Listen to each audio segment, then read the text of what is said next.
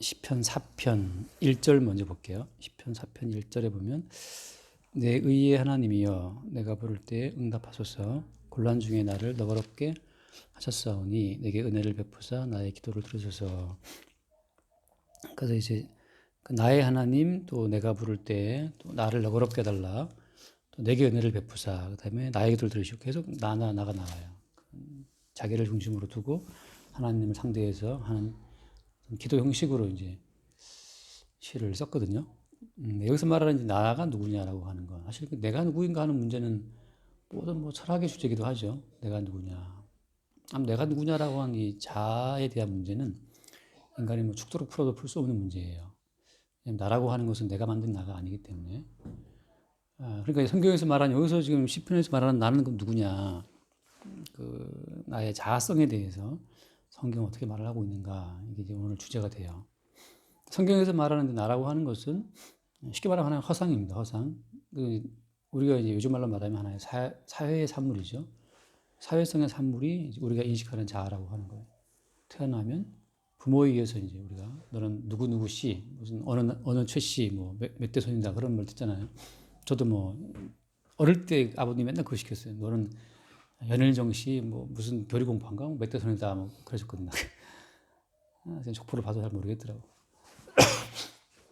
그러니까 그 부모에 의해서 이제 우리의 자아성이 형성이 되죠. 그다음에 뭐 어릴 때 가훈이, 우리 집은 뭐 좋다, 가훈 이야기하고, 주로 강조하는 거 있잖아요. 식사 예절, 놀러 가면 꼭 친구 부모님이 식사하라고 보내도 한두 번은 사양을 해야 된다, 이런 거 듣고 사양을 왜 배고픈데 해야 되는 건데, 아무튼 그때는 듣고 그런가 보다 했어요. 예의 바른 사람이다, 예의 바르고 뭐 자제력이 있다, 뭐 그런 이야기를 이제 들으면서 나는 그런 사람인가 보다 하고 이제 살아가잖아요. 학교 들어가면 또 학교에서 교육을 통해 형성되는 또 자아가 있고, 또 사회에 나오면 마찬가지, 사회에서 제공해주는 어떤 자본주의 시스템에 의해서 우리의 자아가 형성이 되죠. 돈이 중요하고, 그러니까 이 자본주의 사회가 만들었던 그 시스템을 따라 우리는 착착 간다고. 그런 자아를 우리의 자아라고 생각하고, 그다음에 이 세상에서 요구하는 이제 그런 자아됨을 유지하기 위해서 우리가 기도를 해요. 근데 대학을 나와서 취업해야 된다. 그게 이제 이 사회가 만들어준 자아성에 의해서 그 다음 단계로 가는 거잖아요. 근데 취업이 안 돼. 그러면 이제 우리 기도하죠. 하나님, 내가 부를 때 응답하소서 하고 기도한다고. 이 세상에서 요구해주는 나의 자아됨이 지금 손상될 위기에 처했습니다. 세상에서 요구하는 어떤 그럴싸한 내 자아가 되기 위해서 저에게 좀 직장을 주세요 하고 기도할 수 있단 말이죠. 그런 식으로 이 세상에서 만들어주는 자아를 따라 어떻게 되냐 하면, 이 세상의 임금이라는 것하고 이제 접촉하게 되면 그 사람은 은혜 받은 사람이고, 그렇지 않은 사람들은 그냥 이 세상이란 허상의 자아에 휘둘리다가 인생 끝나요. 나중에 죽을 때 왜 살았는지도 몰라. 인생의 의미를 몰라요. 스스로 만든 자기 인생의 의미에 의해서 자기를 평가하다가 이제 끝나는 거죠. 그래서 내가 누구냐라고 하는 문제는 이 세상에서 우리한테 씌워진 문제이기 때문에 세상 바깥에 나가야 이제 비로소 내가 누구냐도 나올 수가 있어요. 근데 이제 성경에 보면 세상 밖에서 들어오신 분이 있죠. 예수님인데, 그러니까 세상 밖에서 세상 안으로 들어오신 분, 다만 유외에 계신, 하늘에 있다가 땅에 오신 예수에 의해서 이 세상의 의미가 드러난다고. 근데 위에 계셨던 그 하늘의 하나님이 육신을 입고 이 땅에 오셨을 때, 그때 이제 성령을 받고 성령이 어디로 예수를 인도해 가요? 성령께서 예수님을 광야로 몰아가시거든. 그 표현이 재밌죠. 광야로 예수님을 몰아가요. 드라이브 뭐 아웃인가, 아무튼 예수님을 광야로 내보내 버리거든. 광야에 가니까 거기서 이제 누가 있냐면, 광야에 가니까 거기에서 마귀가 있어요. 그래서 마귀가 왜 광야에 있냐 하면, 광야라고 하는 것은 마귀가 자기의 정체를 드러내는 그 최적의 장소가 이제 광야예요. 그 다른 말로 말하면 인간의 본성은 광야에서 드러나요. 돈 한 푼 없고 무지하게 아프고 외롭고 서러울 때, 그때 이제 가장 원초적인 본능이 살아나거든요. 일단 생존을 해야 되겠고, 생존을 위해서 필요한 것은 무엇인가 찾게 되겠죠. 그러니까 생존이 진리라고 하는 그 원초적인 우리의 본능이 확 깨어나는 곳이 이제 광야인데, 거기에서 이제 마귀의 음성이 들리죠. 그러니까 생존이라고 하는 지상 최대의 어떤 과제를 네가 이루기 위해서는 돌로 떡을 만들어 먹어야 한다. 그러니까 돌로 떡을 만들어 먹어야 한다는 것으로 세상의 모든 가치관이 일단은 딱 정립이 돼요. 그래서 일단은 그러잖아요. 산업화가 있어야 민주화가 있는 것처럼 맹자가 얘기했나요? 맹자가 말했죠. 유항산 유항심이라고. 무항산 무항심이다. 그러니까 생산물이 있어야 항상 마음이 평안하거든. 근데 무항산 생산이 없어요. 그럼 무항심 일정한 마음도 없어요. 늘 마음이 불안해요. 쫓기죠. 돈 없으면.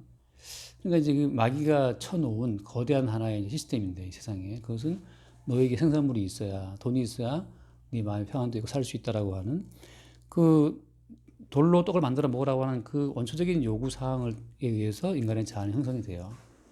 참 어릴 때가 참 좋죠. 어릴 때 우리가 뭐 생존 걱정 안 하잖아요. 어릴 때 그냥 놀다 보면 이제 엄마가 부르죠. 밥 먹어라. 부르면 밥 먹고 또 자는 거고 아침에 또 일어나 또 놀러 가고 또 해가 지면 또 부르잖아요.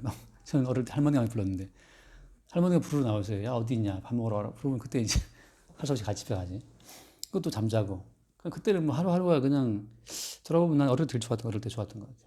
아무도 간섭하지 않고 아버지도 일 나가시고 어머니도 일 나가시고 할머니만 있었으니까 할머니는 그냥 무슨 오냐. 그러니까 어릴 때는 누구도 타치하지 않고 뭐 씻으라 말도 안 하지 그냥 안 씻고 그냥 자고. 그래서 학교가 되게 싫었어요. 학교 가기가 얼마나 싫은지. 틈만 나면 학교 안 갔어. 무슨 핑계가 있으면 학교 안 갔어. 아프다 안 가고. 학교 가면 자꾸 이러저러 선생님 하시니까 뭐 공부해야 되고. 그래서 일단은 이 내가 누구인가라고 할 때는 일단 생존 자체에 가장 큰 가치를 두는 자아로 모든 인간이 바뀌게 돼요. 주일날 얘기했다시피 우리나라가 세계 뭐 경제력으로는 한 10위권이잖아요. 10위쯤 되는데 정말 세계 경제력 순위 한 40위, 50위, 70위 되는 나라들은 거의 거지꼴을 면치 못하죠. 거지예요. 지금 우리가 좀 세계 11위 경제국 되게 되니까 이제 이렇게 3만 불 넘고 어쩐다 그러니까 뭔가 뭐 따라니 것저것 요소하기 많지. 저 세계 한 70위권 되는 나라 가면 생존이 그게 최대의 그 진리이기 때문에 딴 거 사치에 불과하거든. 거기서의 자아성이라는 것은 생존의 어떤 목적을 이룬 자가 성공한 자가 되죠.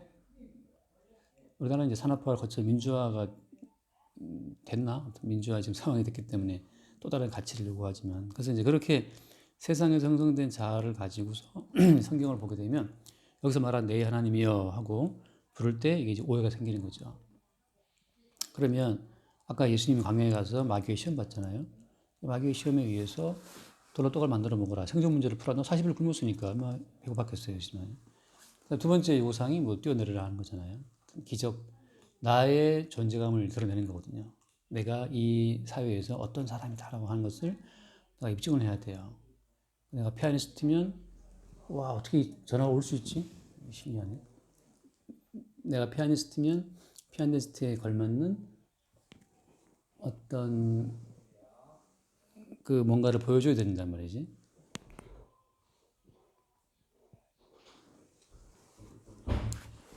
그래서 이 뛰어내려라. 천사가 너 받들어 줄 것이다라고 하는 거. 이제 우리가 얼만큼 우리 자아를 실현했느냐. 예술의 분야에서, 학문의 분야에서, 어떤 자기 분야에서 자기 자신을 얼만큼 실현시켰느냐에 따라서 우리 자아가 결정되거든요. 그것도 말하자면 이제 마귀의 하나의 시험이고 세상에 의해서 평가되는 자아인데 그게 인간을 속이는 거예요. 세상에서 너를 위대한 자로 인정했다. 그래서 그게 아무 결국은 다 죽을 건데 의미 없다는 거예요. 그냥 무대 위에 있다가 퇴장하는데 그 무대 위에서 화려한 배역을 내가 소화했다고 해서 무대 뒤에서도 화려한 사람은 아니잖아요. 그런 것처럼 이제 끝없이 마귀는 이 잠깐에 사라지는 이 세상이라는 무대 위에서 우리의 가치가 마치 영원한 것처럼 우리를 속이는 거죠. 마지막 마귀의 유혹이 엎드려 절을 하면 내가 다 주겠다는 거잖아요. 모든 걸 주겠다. 세상 권세를 주겠다는 건데 이 세상 권세에 의해서 우리의 자아를 평가한다. 그것이 이제 허구인 이유는 그게 왜 허구입니까? 세상이라는 것 자체는 이미 그 운명이 확정되어 있어요. 어떻게? 최종 멸망으로. 최종 멸망 확정되어 있기 때문에 멸망할 세상에서 권력을 주는 것이 무슨 의미가 있냐 이거죠. 곧 침몰할 배에 선장을 맡아라. 만약에 그 배가 침몰할 배라는 걸 안다면 선장 맡은 사람은 없겠죠. 곧 망할 회사인데 네가 여기서 사장을 해라. 그럼 그 망할 회사인 걸 아는 사람은 절대 회사는 안 맡겠지. 그죠? 이제 곧 부도날 회사인데 네가 이 주식을 80% 이상 사가지고 네가 이 회사를 맡아라. 근데 부도날 회사라면 안 맞겠죠. 세상이라고 하는 것은 이제 부도가 확정된 회사와 마찬가지예요. 근데 이제 마귀는 말하죠. 엎드려 절하면 모든 권세를 주겠다라고 하는데 그 절할 필요가 없는 거지. 세상은 이미 확정되어 있으니까 그 운명이. 그래서 그 마귀에 의해서 예수님이 어떤 분인지가 이제 마귀의 미혹에 의해서 예수님이 어떻게 대응하냐에 따라서 그 둘 사이의 대화를 통해서 세상의 본질이 드러나고 거기서 이제 예수께서 부르러 오신 택한 백성의 어떤 새로운 정체성이 드러나게 되는 거예요. 그럼 예수님께서는 어떤 백성을 만들어 왔느냐라고 하면 떡을 만들어 먹으라고 하는 세상의 요구사항하고 이게 반대가 되는, 이거 뭐라고 답했어요? 떡으로 사는 것이 아니다. 하나님 말씀 한다고 하는 거죠. 그러니까 떡이 돈이 아니고 말씀으로 사는 어떤 새로운 자아성을 갖춘 자를 예수께서는 이제 부르러 오신 거예요. 그런 자가 가능한가? 그런 자는 가능하지가 않죠. 우리 인간적으로 볼 때는. 가능하지가 않기 때문에 따라오는 것이 뭐냐? 그냥 십자가라고 하는 게 따라와요. 십자가의 사건이라고 하는 것이. 그래서 여기서 지금 그 내 의의 하나님이여라고 부를 때 그 내가 부를 때 그 나라고 하는 시편 4편에서 말하는 나라고 하는 것은 이게 세상에서 아는 나가 아니라 예수께서 구원하러 오신 그 나, 그러니까 창세전 언약 가운데 딱 확정된 나가 있잖아요. 하나님께서 그리스도 예수 안에서 창세전에 만들기로 생각했었던 기획된 그 나, 언약 속의 그 나를 두고 이야기하는 거예요. 그러니까 창세전에 언약 속에서 기획된 나하고 이 세상에 태어나서 살아가고 있는 세상의 가치가 형성된 나하고 달라요, 이게. 그래서 언약 속의 나와 역사 속의 나가 서로 이게 충돌을 하면서 항상 거기서 나오는 것이 이제 예수님의 십자가의 사건이 나오는 거예요.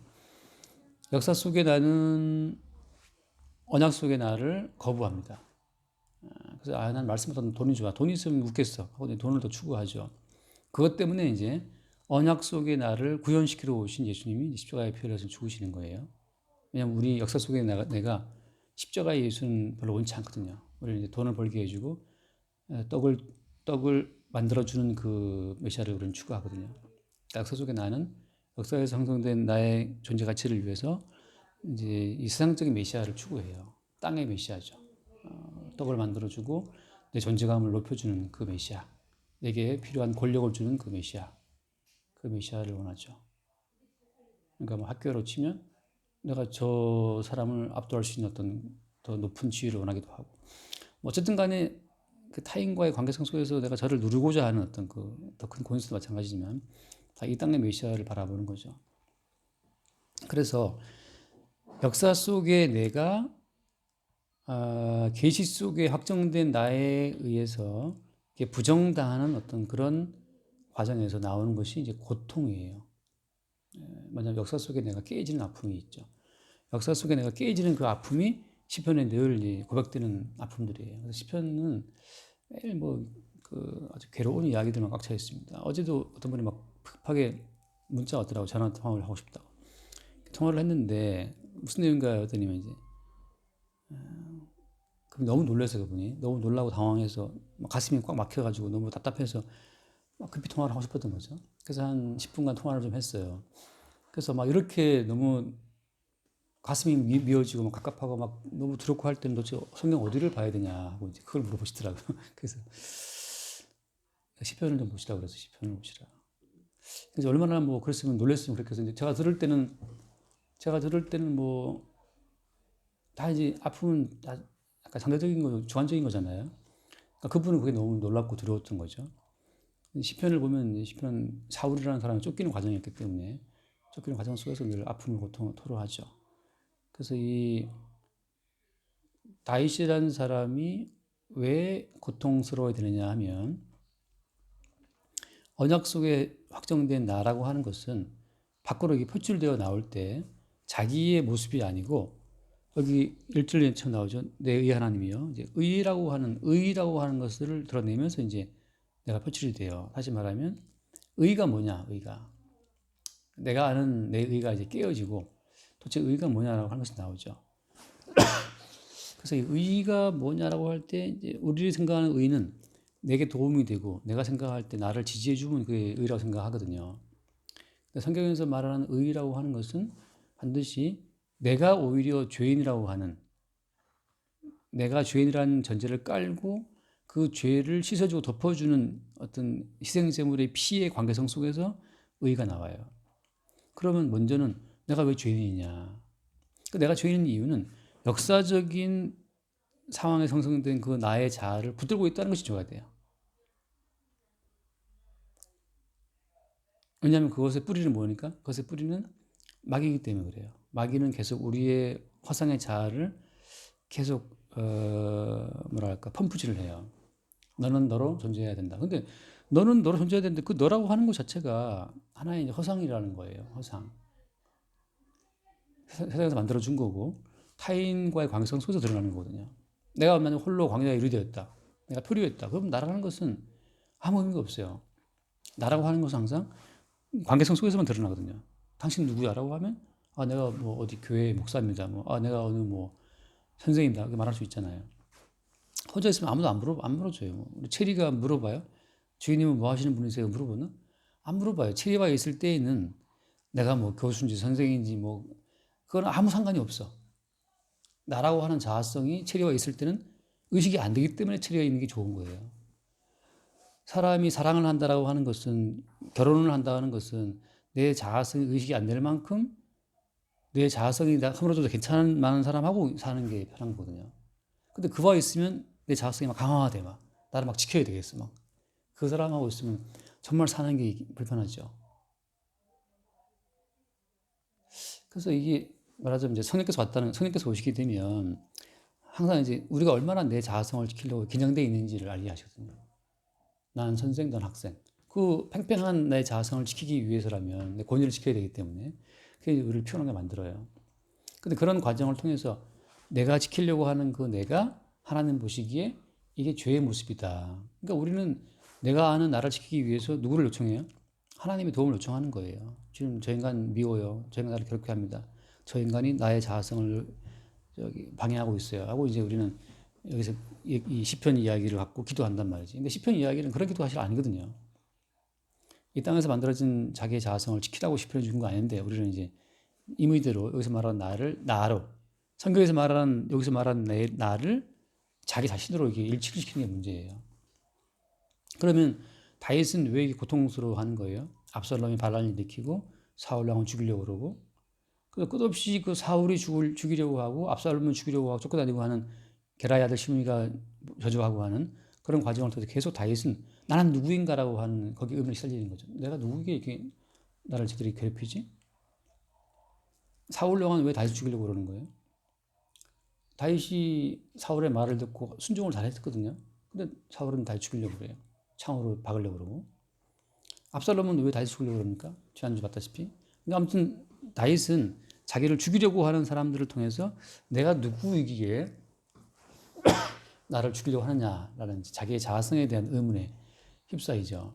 근데 아까 말한 것처럼 내가 누구냐라는 것은 언제 드러나냐면 이제 창세전에 그리스도 예수 안에서 확정된 예정된 그 나가 드러날 때까지 계속 이제 이게 이 땅에서 형성된 나는 계속 부정당하는 과정으로 가는 거예요.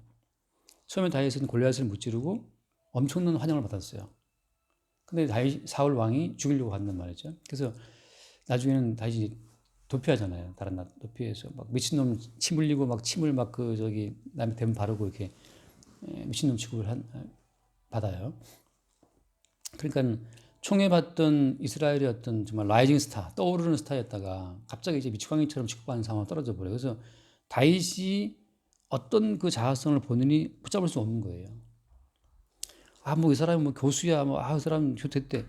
근데 막상 교수 됐어요. 갔더니 거기서 이제 막 완전히 개싸움 벌었어, 거기. 그래서 도대체 내가 교수라는 것을 내가 스스로 인정할 수가 없어. 가보니까 엉망진창이란 말이죠. 그래서 나의 나됨이라는 것이 늘 또 허물어져요. 다윗이 여덟째 말째 아들이었다가 이름도 없었죠. 사무엘이 왔을 때 쳐다받지 못했던 그런 아들이었는데 갑자기 또 다윗 골리앗을 무찌르는 걸 통해서 다윗이 떠오르게 됐다가 또 이제 미움하고 쫓기게 됐다가 그러니까 다윗이 자기의 자아성을 고정되게 가져갈 수 없는 상황으로 늘 끌려간다고 하는 거예요. 그 이유는 뭐 때문이다? 그 이유는 이게 이제 내 의의 하나님과의 관계성 속에서만 우리 자아가 나오는 거예요. 의라는 것은 아까 말한 것이피 나의 죄인됨을 깔고 그 죄를 씻어주는 속죄 제물의 피의 관계성 속에서 의가 나온다라고 하는 거. 다윗이 자기가 고수하고 싶었던, 지키고 싶었던 자기의 자아성, 그 자아성을 고집하는 그게 하나님 보시기에 죄가 되는 거예요. 근데 웃기는 거는 그런 자아성 자체를 누가 허락했어요? 하나님이 그런 자아성을 갖게 먼저 만들어놔요. 골리앗을 무찔렀다. 골리앗 무찌르게 한 것은 주님이 허락하신 거거든요. 그래서 갑자기 뭐 사람들이 다윗을 웰컴 환영했다고 막. 그래놓고 또 사울왕한테 또 이제 죽임의 이유를 당하는 상황에 빠져들게 되죠. 그러니까 그런 과정을 반복시키면서 성도는 이제 알게 되죠. 내 인생을 왜 존재해야 되는가. 어떻게 보면 정말 인간은 하나님의 뜻을 보여주는 하나의 기계처럼 부르심받은 거예요. 가끔 내가 예전에 그런 비유를 든 적이 있어요. 전철 타고 가다 보면 어떤 그 상인들이 흰 셔츠를 들고 와요. 흰 셔츠를 들고 매직펜을 들고 오고, 그래서 흰 셔츠에다가 와이셔츠에다가 매직을 막 칠해서 그냥 검게 만들어요. 그다음에 자 보셨습니까 여러분 하고 이제 그 세제를 착착 뿌린다고. 그럼 쫙 날아가요. 그러면서 이제 이 약의 효능을 막 광고하고 아줌마들이 막 사죠. 막 저도 하나 사고. 근데 집에 보면 안 지워지고 안 쓰게 되고 처박아도 그러는데, 그 마치 그 늘 더럽게 칠해졌다가 깨끗해지는 셔츠처럼 성도는 늘 이 세상의 자아로, 이 세상의 자아성으로 성도의 자아를 확산했다가 또다시 주에 의해서 삭제되는 그런 과정 속으로 늘 들어가죠. 왕이 되었다가 쫓겨났다가 떠오르는 스타였다가 갑자기 도피하는 자가 되었다가 그런 반복으로 들어가요. 그런 반복으로 들어가면서 하나님의 의도하시는 바는 뭐였다? 의도하시는 바는 하나님의 의를 생산하는 그런 자, 하나님의 의를 나타내고 증거하는 증인으로서의 자아가 되게 하기 위해서 하나님이 그런 과정을 겪게 하시는 겁니다. 반드시 필히 뭐가 드러나야 돼요? 우리가 나만 생각하는 세상에서 형성된 나의 자아성을 붙들고 있는 죄인이라는 사실을 먼저 우리가 고백하는 사건 속으로 들어가게 되는 거죠. 그러니까 베드로 같은 경우에 예수를 3번 부인하잖아요. 예수를 왜 3번 부인해요? 살고 싶어서, 살기 위해서. 생명이 위협하니까, 목숨에 위협받으니까. 결국 생존을 지키자고 하는 역사 속에 내가 드러나죠. 역사 속에 나는 생존이 진리예요. 맹자가 말하는, 저는 그 말에 공감해요. 아무튼 무항산 무항심이다. 산업화가 돼야지 뭐 그 다음부터 뭐 예술도 다 있는 것이다라고 하는 그런 많은 말들이 있잖아요. 사람은 먹고 사는 게 제일 큰 문제거든. 거기서 못 벗어난다니까. 못 벗어난다는 걸 인정해야 돼요. 그래서 우리는 어쩔 수 없이 먹고 사는 문제에 매이게 돼 있어요. 그래서 예수를 붙잡아, 예수님 날 도와주세요. 나 돈이 없어요 하고 기도한단 말이지. 70년대 우리나라 교회가 왜 부흥했어요? 70년대 교회가 부흥했던 이유는 가난했기 때문이에요. 그래서 예수의 이름으로 가난한 사람은 부자 되게 해주시고 병든 사람은 병 낫게 해주시고 뭐 이런 거거든 다. 그래서 교회마다 사람이 넘쳐났죠. 지금은 교회에 사람이 없어요. 왜 없어요? 그런 생존의 절박함이 없기 때문에. 역사적인 자기를 위해서 그냥 부른 거예요, 예수의 이름을. 그게 우상인데, 요즘 교회는 달라요. 요즘 교회는 뛰어내려라, 천사가 받아줄 것이라고 하는 자기의 존재감을 위해서 또 한 교회 뭐예요? 예수를 믿는 고상한 자. 이제는 하나님 말씀대로 실천하는 아주 수준 높은 윤리적인 어떤 크리스찬의 모습을 지향하는 교회들이 또 지금 또 많이 뜨고 있죠. 아주 고상한, 그건 사실 고상한 그 이면은 다 멍터리지만 최소한 겉으로는 고상한 어떤 자아를 유지한다고. 좀 더 가면 이제 교회가 권력을 잡으려고 해그러시겠죠. 지금 뭐 정광훈 목사부터 해서 이제 뭐 한 번씩 어떻게든지 해보려고 그러는데, 정광훈 목사님 이렇게 해도 결국은 기독당인가? 지지율이 더 떨어졌어요, 지지율이. 어쨌든 간에 마지막에는 예수 이름으로 뭘 잡아봐야겠다, 우리가 해봐야겠다 하는 거거든요. 근데 멸망이 확정된 이 세상의 권력을 잡아본들은 못 하겠는가? 물론 이제 그분들도 다른 더 할 말이 많이 있겠지만, 그래서 끝없이 우리의 자아는, 역사 속에 형성된 우리의 자아는 그 하나님의 뜻을 거부하고 이 세상에 자기의 자리를 펼치려고 죄인의 모습을 보인다고 하는 거죠. 거기에서 우리의 죄인됨이 항상 깔려요. 그래서 오늘 이 시편 4편의 결론은 뭐냐? 결론은 그 뒤에 말씀 보면 뭐 예를 들어서 7절 말씀 보면 그런 말 있죠. 7절에 주께서 내 마음에 두신 기쁨은 그들의 곡식과 새 포도주 풍성할 때보다 더하다. 곡식과 포도주의 풍성이라고 하는 것은 역사적인 자아의 역사를 사는 모든 자아들의 간절한 소망이에요. 곡식과 포도주의 풍성이라고 하는 것은 이 모든 뭐 기쁨의 근원이죠. 아무리 고상해 보여도 돈이 없잖아요. 근심이 그 마음을 잡습니다. 해본 고민 중에 돈 고민이 너무 괴롭고, 그다음에 사랑과의 갈등 고민은 여기를 뒷목을 당기게 하더라고. 돈 고민은 머리를 아프게 하고, 사람과의 관계 고민은 여기 뒷목이 이게 드라마에 사람이 뒷목 쏟아지는 거 있잖아요. 아버지들이 막 그러는데 그게 이해가 돼. 인간 관계 갈등은 정말. 여기서 관장하는 부분이 다른가? 그러게 말이야. 신기하더라고. 뭐 사람 때문에 골치 아프면 정말 뒷목이 이렇게 아파. 저는 항상 편두통이. 항상 있어요?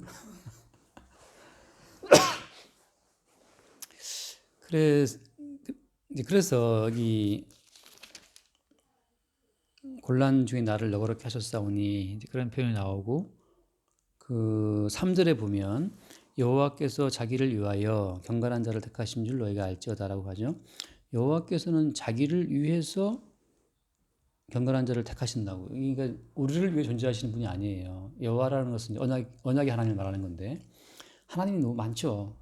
하나님이 뭐 지구상의 인간 숫자만큼 많지.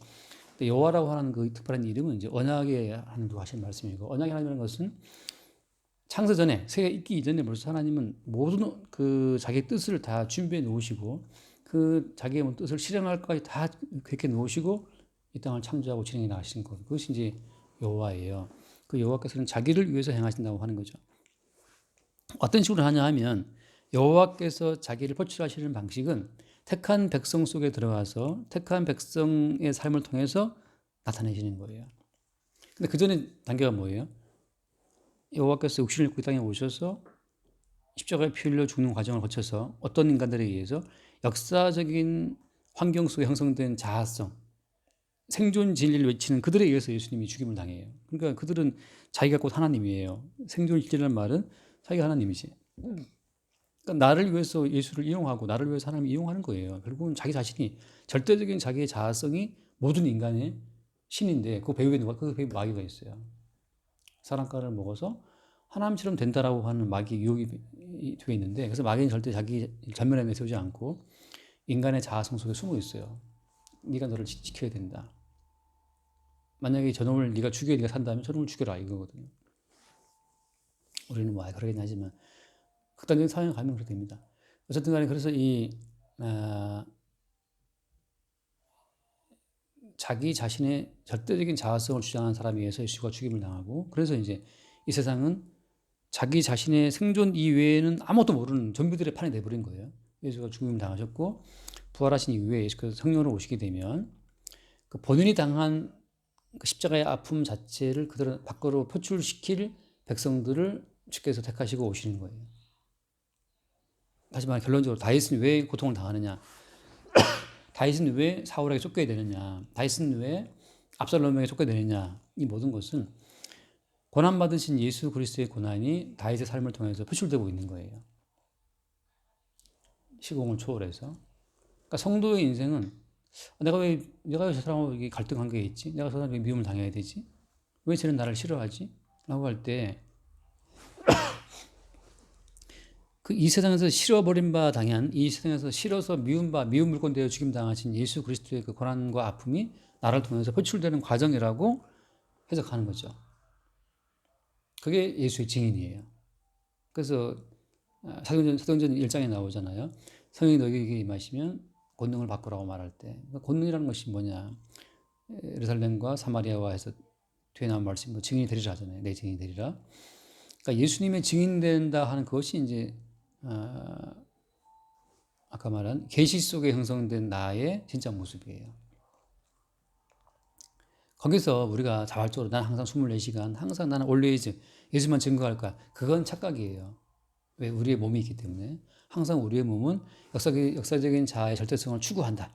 나는 살아야 돼. 돈도 있어야 되고, 막 앞선 불안하고, 나도 내 가치를 좀 보여야 되고, 내가 무시받으면 기분 나쁘고, 이제 추구하는데, 그런 과정 속에서 주님이 항상 다윗에게 압살롬 사건을 일으키듯, 다윗에게 사울 왕을 보내듯, 계속해서 우리를 압박하는 자들을 허락함으로써 내가 얼마나 나를 챙기는지, 나의 어떤 존재성을 주님이 확 이렇게 까발리시는 거예요. 그럴 때 나는 나의 생존만 가장 중시하는구나라고 하는 그 나밖에 모르는 나의 이기적인 보석이 드러나죠. 그런 과정을 통해서 뭐가 고백되는 거예요? 절대적인 나의 자아성을 주장하는 것 때문에 내가 예수님을 그동안 이용했고 예수님이 안 들어주면 서운해했고 예수님 뜻대로 기도 안 들어주면 열받아갔고 그래서 결국 우리가 예수를 십자가로 나도 같이 밀은 죄인이라는 사실이 그때 이제 드러나죠. 나도 예수를 내 존재성을 안 지켜준다고 예수를 십자가로 거부했던 자라는 사실이 그때 고백될 때 그럴 때 어때요? 예수님이 십자가에 흘리신 그 용서의 피의 가치가 내 속으로 흘러 들어오는 거예요. 그때 아까 나온 내 의 하나님이요. 의라는 것이 드러나죠. 아, 하나님은 의로우신 분이구나. 우리는 그런 나의 죄인됨과 죄인됨을 위해서 죽으신 예수 그리스도의 용서의 은총과 그걸 동시에 깔고 예수의 증인으로 존재하는 거예요. 아, 이것은 예수님의 아픔에 나를 참여시키는 하나의 과정이구나라고 하는 것으로 우리가 나 자신을 보게 되는 거죠. 그럴 때 나오는 고백이 아까 말한 것처럼 주께서 내 마음에 두신 기쁨은 그들의 곡식과 새 포도주가 풍성할 때 더하다. 이게 이런 기쁨이 어떤 기쁨인지 그다음에 8절 내가 평안히 눕고 자기도 하리니 나를 안전히 살게 하시는 이는 오직 여호와시다. 제가 언젠가 한번 어떤 사람과의 갈등이 있어갖고 너무너무 괴롭더라고요. 이게 이 사람 말 들어주면 이 사람을 아프게 하고 이 사람 말 들으면 이 사람을 아프게 하고 양쪽에 제가 갈등에 빠져서 결국 한 사람 택했어요. 택했는데 이쪽에 이제 나한테 엄청나게 이제 막 난리 밥석을 치는 거지. 그래서 이 연장자고 또 좀 더 이어받아야 될 분이라서 이분을 들었는데 이 사람은 나이도 어린데 막 난리 쳐서 개인적으로 좋아하는 사람이었지만 너무 괴롭더라고요. 이 사람 아프게 하는 거에 대해서. 또 이 사람 거부할 수도 없고 그 애매한 상황에 내가 빠진 거예요. 그게 주의 모락이죠. 근데 너무너무 괴로웠는데 어떻게 할까 싶은데 아 이게 나중에 이제 10편을 보면서 이게 말이 필요 없구나. 주님이 이렇게 생각하는 말이 필요 없어요. 그래서 무조건 이 사람한테 내 면하게 됐다. 한 거의 45분 한 90분을 혼내는데 듣고 미안하다 하고 이제 근데 내 느낌은 뭐냐면 나는 옷을 다 벗어놓고 이제 오목 걸어놓고 내 자는 딴 데가 놀고 있는 거예요 지금. 아 이게 말은 의미 없다. 내가 변명을 한들 먹히겠으면 네가 무슨 말을 한들 먹히겠느냐. 이를 정하시는 분은 주님이기 때문에 하고 그냥 나는 놀러 가 있고 그냥 이 사람 나이 지금 옷에 대한 욕을 하고 있는 건데 그럴 때 마음이 참 편했어요. 결국은 말을 이루신 분도 주님이기 때문에 그 주님의 보좌 앞에 서게 되는 그 짧은 그 전까지는 물론 많이 괴로웠죠.